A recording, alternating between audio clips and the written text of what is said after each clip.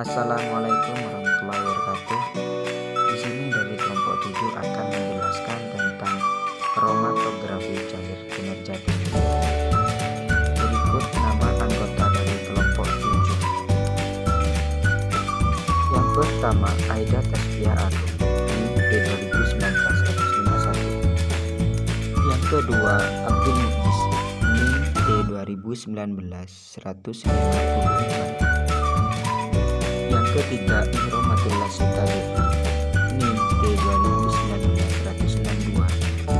Yang keempat, Amelia Murmaina, NIM T2019-187.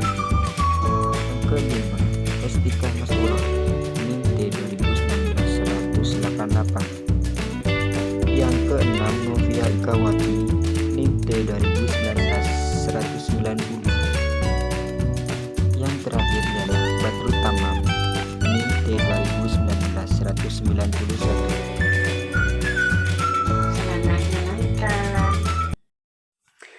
Berikut simak penjelasan tentang kromatografi cair kinerja tinggi dari kelompok kami.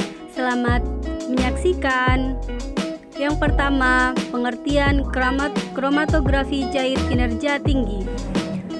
Kromatografi cair kinerja tinggi atau yang biasa juga disebut dengan high performance liquid chromatography merupakan metode yang tidak destruktif dan dapat digunakan untuk analisis kualitatif dan kuantitatif. Kromatografi cair kinerja tinggi merupakan teknik pemisahan senyawa dengan cara melewatkan senyawa melalui fase diam dengan menggunakan fase gerak. Senyawa dalam kolom akan keluar dari kolom atas dasar kepolaran yang berbeda, sehingga akan mempengaruhi kekuatan interaksi senyawa dengan fase diam dan fase gerak.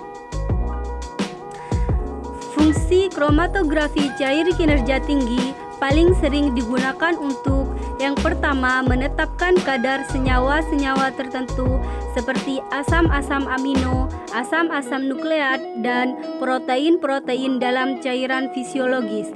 Yang kedua, menentukan kadar senyawa-senyawa aktif obat, produk hasil samping proses sintetis, atau produk-produk degradasi dalam sediaan farmasi.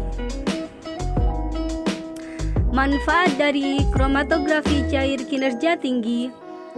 Yang pertama, pemisahan sejumlah senyawa organik, anorganik, dan senyawa biologis. Yang kedua, analisis ketidakmurnian atau impuritas. Yang ketiga, analisis senyawa tidak mudah menguap. Yang keempat, penentuan molekul-molekul netral, ionik maupun zwitter ion. Yang kelima, isolasi dan pemurnian senyawa. Yang keenam, pemisahan senyawa-senyawa yang strukturnya hampir sama. Yang ketujuh, pemisahan senyawa-senyawa dalam jumlah sekelumit. Dan yang terakhir, menetapkan kadar senyawa-senyawa tertentu. Prinsip dasar kerja HPLC pada prinsipnya adalah pemisahan analit berdasarkan kepolarannya. Alatnya terdiri dari kolom sebagai fase diam dan larutan tertentu sebagai fase geraknya. Yang paling membedakan HPLC dengan kromatografi lainnya adalah pada HPLC digunakan tekanan tinggi untuk mendorong fase gerak. Campuran analit akan terpisah berdasarkan kepolarannya dan kecepatannya untuk sampai ke detektor atau waktu retensinya akan berbeda. Hal ini akan teramati pada spektrum yang puncak-puncaknya terpisah. Kelebihannya, yang pertama, cepat, yaitu waktu analisis umumnya kurang dari 1 jam. Yang kedua, selektif. Berbeda dengan KG, kromatografi cair mempunyai dua rasa di mana interaksi selektif dapat terjadi. Yang ketiga, peka. Detektor absorpsi UV yang biasa digunakan dalam KCKT dapat mendeteksi kadar dalam jumlah nonagram atau 10-9 gram dari bermacam-macam zat. Yang keempat, kolom dapat dipakai lagi. Berbeda dengan kolom kromatografi klasik, kolom KCKT dapat digunakan kembali. Yang kelima, ideal untuk molekul besar dan ion. Zat-zat yang tidak bisa dianalisis dengan Kg karena volatilitás rendah biasanya diderivatasi untuk menganalisis spesifik ionik. Yang keenam, mudah memperoleh kembali sampel. Umumnya, detektor yang digunakan dalam KCKT tidak menyebabkan destruktif atau kerusakan pada komponen sampel yang diperiksa. Oleh karena itu, komponen sampel tersebut dapat dengan mudah dikumpulkan setelah melewati detektor. Namun, ada kekurangannya, yaitu yang pertama, sulit untuk mengidentifikasi senyawa, kecuali jika HPLC dihubungkan dengan spektrometer massa. Yang kedua, jika sampel yang digunakan sangat kompleks, maka resolusi atau pemisahan yang baik sulit diperoleh. Yang ketiga, mahal. Yang keempat, sampel yang digunakan jumlahnya sedikit. Dan yang terakhir, perlu tenaga ahli untuk mengoperasikannya. Resolusi merupakan tingkat pemisahan komponen dalam suatu campuran. Dengan metode kromatografi direfleksikan dalam kromatogram yang dihasilkan untuk hasil pemisahan yang baik. Puncak-puncak dalam kromatogram harus terpisah secara sempurna dari puncak lainnya dengan sedikit tumpang tindih atau tidak tumpang tindih. Instrumen.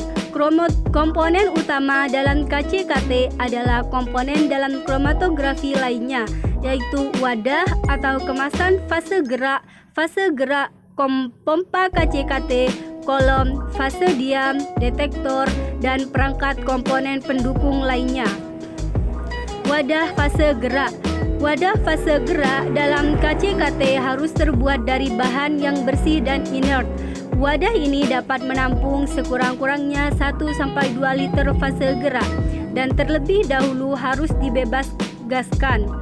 Kehadiran gas dalam wadah fase gerak ini akan menimbulkan gelembung gas pada pompa dan detektor yang akan sangat mengacaukan hasil analisis.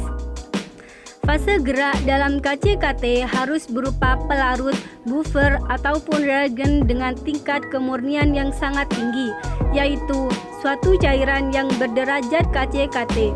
Adanya pengotor dalam fase gerak akan menyebabkan gangguan pada sistem kromatografi. Partikel-partikel kecil yang terdapat dalam fase gerak yang kurang murni dapat mengakibatkan kekosongan kolom KC.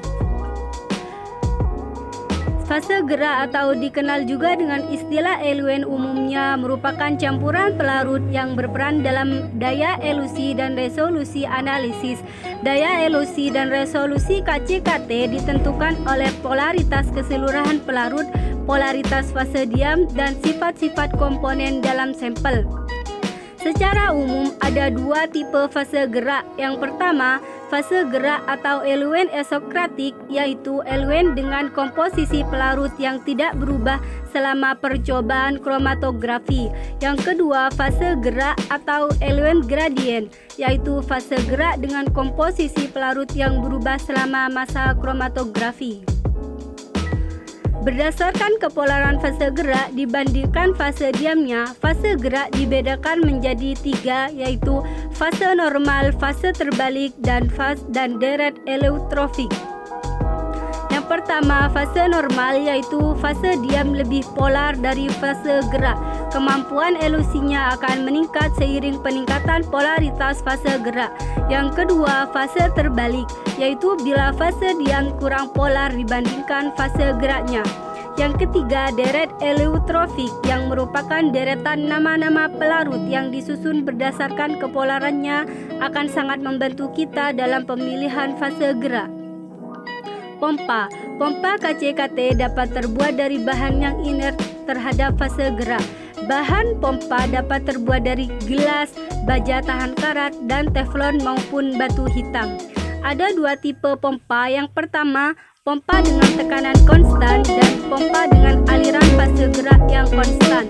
Pompa tipe ini lebih umum digunakan. Kolom. Ada dua jenis kolom pada KCKT, yaitu kolom konvensional dan kolom mikrobor. Dalam beberapa hal, kolom mikrobor lebih menguntungkan diantaranya. Yang pertama, kolom mikrobor hingga 50% dari konsumsi kolom konvensional. Yang kedua, aliran fase gerak pada mikrobor yang lebih lambat membuat kolom mikrobor lebih ideal untuk digabungkan dengan spektrometer massa. Yang ketiga, sensitivitas kolom mikrobor lebih tinggi karena pelarut yang lebih pekat sehingga cocok digunakan dalam analisis sampel berskala kecil seperti sampel klinis. Fase diam. Kebanyakan fase diam berupa silika yang dimodifikasi secara kimiawi, silika yang tak dimodifikasi atau polimer-polimer stiren dan divinil benzina. Detektor KCKT dikelompokkan menjadi dua golongan, yaitu detektor yang bersifat universal, yaitu detektor yang dapat mendeteksi zat secara umum, tidak bersifat spesifik dan tidak bersifat selektif. Contoh detektor yang bersifat universal adalah detektor indeks bias dan spektrometri massa. Detektor yang ideal akan mempunyai karakteristik sebagai berikut. Yang pertama, mempunyai respon terhadap analit yang cepat dan reproducible. Yang kedua, mempunyai sensitivitas yang tinggi. Yang ketiga, stabil dalam pengoperasiannya. Yang keempat, mempunyai sel volume yang kecil. Yang kelima, sinyal yang dihasilkan berbanding lurus dengan konsentrasi analit pada kisaran yang luas. Yang keenam, tidak peka terhadap perubahan suhu dan kecepatan alir fase gerak. Detektor merupakan bagian integral dari peralatan analitik kromatografi cair ini. Ada beberapa jenis detektor yang digunakan dengan pemilihan yang umum didasarkan pada persyaratan sensitivitas, jenis senyawa yang ada dalam sampel, dan faktor-faktor lainnya seperti biaya.